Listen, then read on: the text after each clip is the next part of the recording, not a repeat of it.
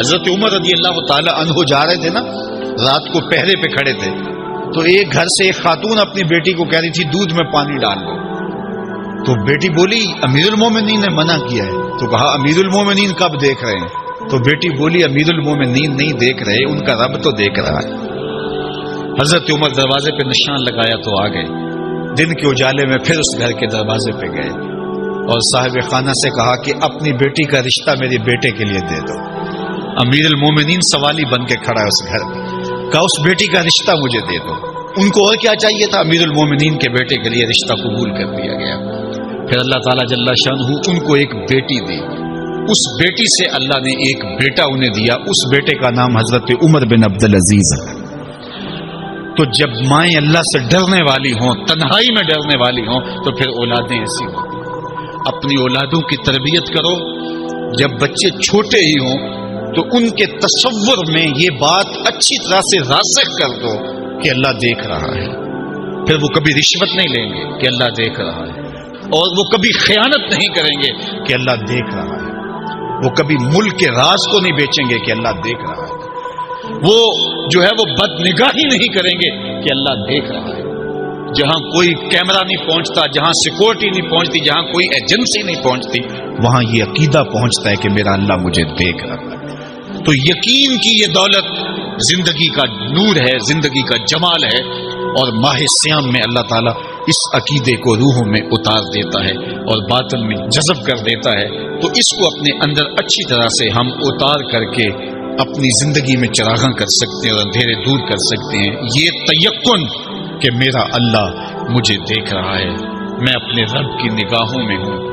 ارا زبیبا نملۃ سودا، کالی رات کے اندھیرے میں کالے پہاڑوں کی کوکھ میں گہرا غار ہے، اس غار میں چیونٹیوں کا سوراخ ہے، اس میں جب چیونٹی چلتی ہے اور وہ بھی سیاہ رنگ کی ہے، رات کی بھی سیاہی ہے، پتھر بھی کالا ہے اور چیونٹی بھی کالے رنگ کی، سینہ سنگ پر اس چیونٹی کے چلنے کی وجہ سے ایک وہمی اور گمانی لکیر بنتی ہے جس کو خوردبین سے دیکھنا بھی ممکن نہیں۔ تمہارا رب اس کو یوں دیکھتا ہے جس طرح دیواریں چین کو دیکھتا ہے۔ تو کیا ذہن اور دماغ کی سکرین پہ آنے والے خیالات سے وہ غافل ہو سکتا ہے؟ کیا وسوسوں سے وہ غافل ہو سکتا ہے؟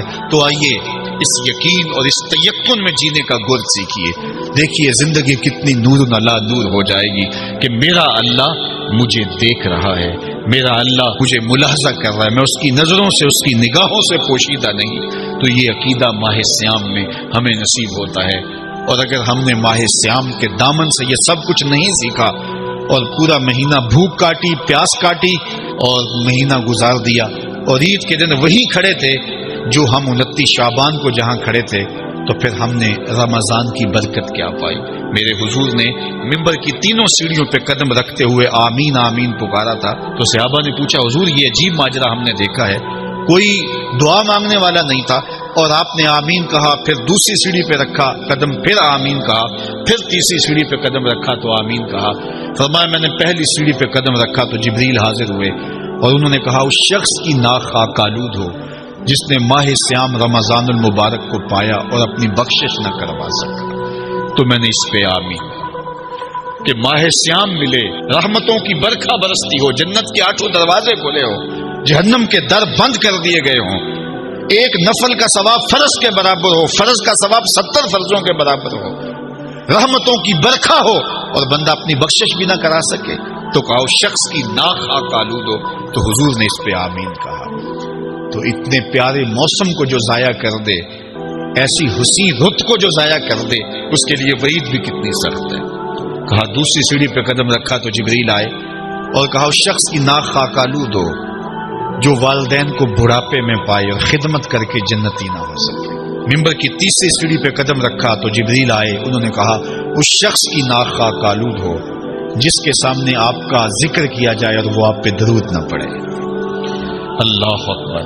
رسول رحمت کا نام آئے تو درود و سلام پیش کرو، ان کا ذکر آئے تو تمہاری روحیں بھی درود پڑھیں، تمہاری زبانیں بھی درود پڑھیں۔ اللہم صلی علی سیدنا و مولانا محمد معدن الجود والکرم۔ ان کا ذکر روحوں کی غذا ہے، ان کا ذکر دل کا قرار ہے، تو ان کے تذکرے کی خوشبو سے اپنے ماحول کو معطر رکھو۔